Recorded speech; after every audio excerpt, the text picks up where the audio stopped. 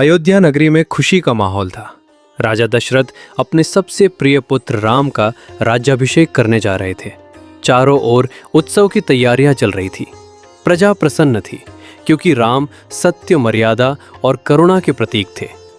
लेकिन नियति को कुछ और ही मंजूर था। राजा दशरथ की 3 रानियां थीं, कौशल्या, कैकई और सुमित्रा। राम कौशल्या के पुत्र थे, भरत कैकई के और लक्ष्मण व शत्रुघ्न सुमित्रा के। पहले कैकई राम से बहुत प्रेम करती थी, लेकिन मंथरा नाम की दासी ने उनके मन में विष भर दिया।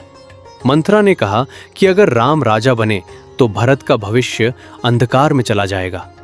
मंथरा की बातों में आकर कैकई को राजा दशरथ से मिले 2 वरदान याद आ गए, जो उन्होंने युद्ध में राजा की सहायता करने पर दिए थे। कैकई ने उन्हीं वरदानों को मांगने का निश्चय किया।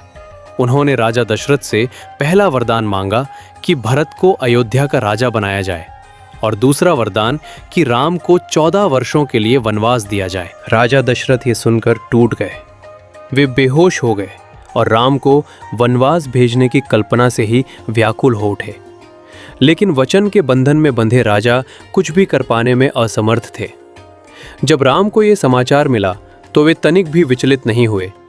उन्होंने मुस्कुराकर पिता की आज्ञा को स्वीकार किया। राम ने कहा कि पिता का वचन निभाना उनका कर्तव्य है और वे वनवास अवश्य जाएंगे। उनकी इस मर्यादा और त्याग ने सभी को भावुक कर दिया। सीता ने कहा कि जहां राम है वही उनका घर है।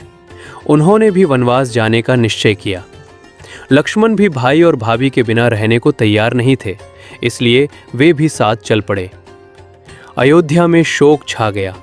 प्रजा रोती बिलखती राम को विदा करने आई। राम, सीता और लक्ष्मण वन की ओर निकल पड़े।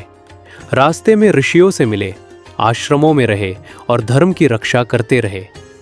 ये वनवास केवल एक दंड नहीं था, बल्कि धर्म, त्याग और आदर्श जीवन का संदेश था। इस प्रकार कैकई के वरदानों के कारण भगवान राम को वनवास मिला, लेकिन उसी वनवास ने उन्हें मर्यादा पुरुषोत्तम राम बनाया और आगे चलकर अधर्म के विनाश का मार्ग प्रशस्त किया।